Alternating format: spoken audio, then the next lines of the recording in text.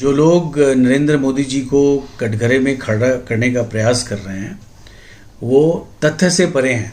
क्योंकि तथ्य को आप देखेंगे तो मैं पिछले 7 साल की बात नहीं करना चाहूँगा, क्योंकि 7 साल की बात करूँगा तो हर उन चीज़ों का करना पड़ेगा जो पिछले सरकार में भी हुआ और पिछले के पिछले साल भी हुआ। मैं इस साल की बात करता हूँ, 2020 से 2021 के बीच में 1 साल की भी बात करूँ तो इतना अचीवमेंट रहा है कि शायद ही कोई सरकार ऐसा कर पाई होगी। आप देखिए, देश ने कोरोना महामारी जब आई तो किस तरह से इसको झेला, किस तरह से देश को तैयार किया।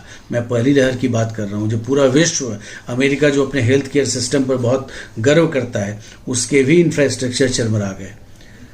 नरेंद्र मोदी जी ने 80 करोड़ लोगों को फ्री में भोजन उपलब्ध कराया। ये एक बहुत बड़ा अचीवमेंट है।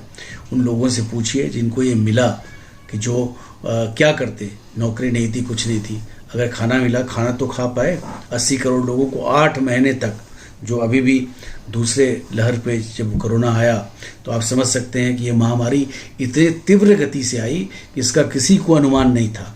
हमारे सारे हेल्थ इंफ्रास्ट्रक्चर जो हैं उससे कोप करने के लिए सक्षम नहीं थे और लोगों ने तैयारियां भी नहीं की। तो उसके बाद भी केंद्र सरकार ने जिस तरह से ऑक्सीजन मुहैया कराया, जिस तरह से मेडिसिन मुहैया कराने का प्रयास किया, ये अपने आप में सराहनीय है। ऑक्सीजन टैंकर्स को फॉरेन कंट्री से उठाया गया, एयरफोर्स के हेलीकॉप्टर्स के द्वारा, नेवल शिप्स के द्वारा लाया गया। ये लोगों को नहीं पता है। ऐसे नहीं है कि अचानक से आप देखिए ऑक्सीजन की क्राइसिस खत्म हो गई और देश को इसके लिए तैयार किया। लोगों की मौत हुई, मानता हूँ इस चीज़ को, लेकिन हर संभव प्रयास हुआ लोगों को बचाने का।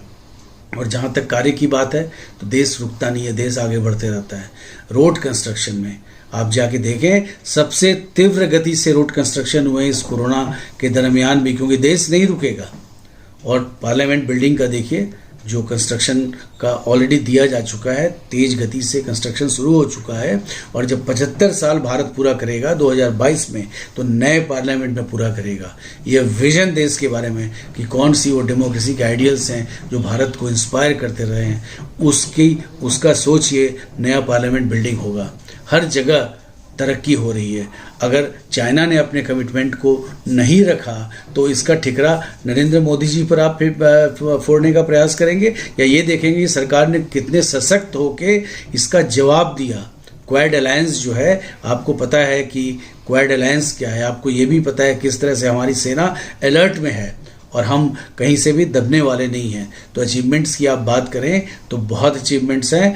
और जो भारत ने वैक्सीन दिया विश्व के लोगों को, चाहे वो हेल्थ केयर वर्कर्स हों, चाहे वो यूएन की फोर्स हों, जिनको दिया गया वो भारत के वैक्सीन थे। आज पूरा देश, अगर महामारी के दौर में पूरा विश्व भारत के साथ आ रहा है तो इसके पीछे एक बहुत बड़ा गुडविल है जो क्रिएट किया गया।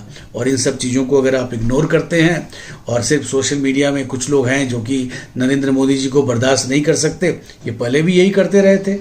लेकिन जब शांति होगी, जब ये महामारी पर पूरा कंट्रोल कर लिया जाएगा तो लोगों को लगेगा मोदी जी ने क्या किया। भारत और गर्व के साथ आज अगर कह सकता है कि अपना वैक्सीन है, भारत उन गिने चुने देशों में है जिसने अपना वैक्सीन मैन्युफैक्चर किया। ये कभी नहीं हुआ था अपना। ये बहुत बड़ा अचीवमेंट है। पूरा विश्व भारत की ओर देख रहा है। मोदी जी का बहुत बड़ा कंट्रीब्यूशन है। उन्होंने जो इनकरेजमेंट दिया साइंटिस्ट को, जिसके कारण ये वैक्सीन बना। क्यों नहीं आज बताइए, इतने कम समय में कभी कोई वैक्सीन बना?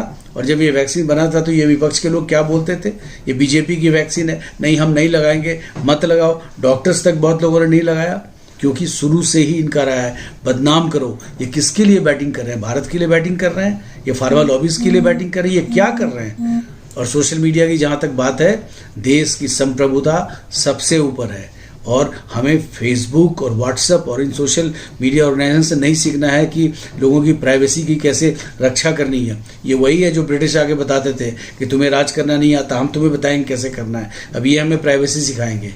हम लोगों ने लोगों की प्राइवेसी के प्रोटेक्शन के लिए लड़ाई लड़ी है और वो लड़ाई जारी रहेगी। और जो आके बिजनेस कर रहे हैं भारत में, उनको भारत का कानून फॉलो करना पड़ेगा। और जो लोग उनका समर्थन कर रहे हैं, उन्हें ये चीज़ समझना चाहिए कि वो अपने लोगों के खिलाफ जा रहे हैं। मोदी जी को अपोज करने में भारत को अपोज न करें।